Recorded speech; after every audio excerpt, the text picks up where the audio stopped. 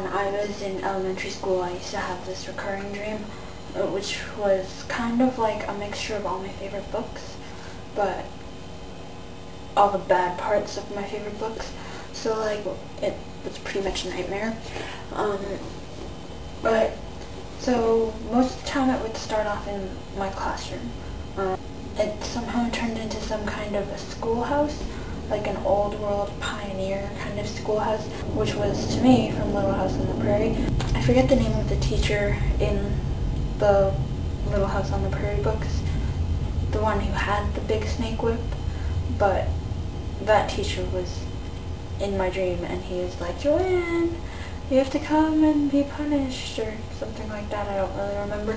And he pulled out his big whip, and I was like freaking out, and I started walking to the front of my classroom, and then it wasn't really that guy anymore.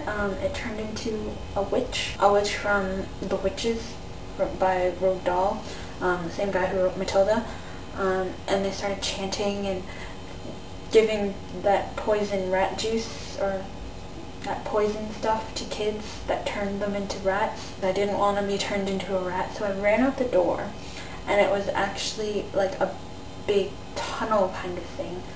Well, a small tunnel, like a rabbit hole, Alice in Wonderland. Except I never read Alice in Wonderland, I just saw the movie, I think. Or I saw Through the Looking Glass, I don't know. But I was in like a rabbit hole kind of thing, and I had to hunch over and run like hunched, and it was awkward. And then I found this school bus, and for some reason the school bus was regular size, and I could like fit myself in it, and I was back to normal size in comparison to a school bus, but the school bus still fit into the tunnel in which I had to hunch over. Then the school bus started driving along with no driver, and I was like, oh, the school bus will take me home, because I was one of those kids that had to take the school bus to school every day since kindergarten. So the school bus always took me home, right? And I was like, oh, this is going to be fine.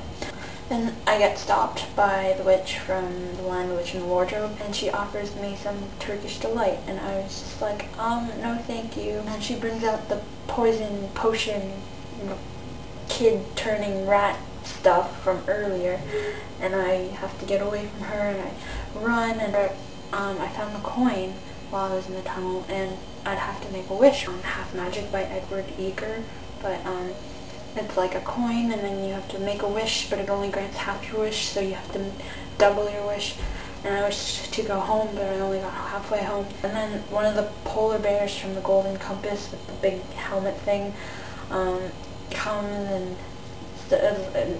I don't remember exactly what happens, but I end up on some kind of a bridge / balcony, and I jump, because I think I don't know what's gonna happen, and I jump, and it turns out I'm actually bungee jumping, and that's really all I remember.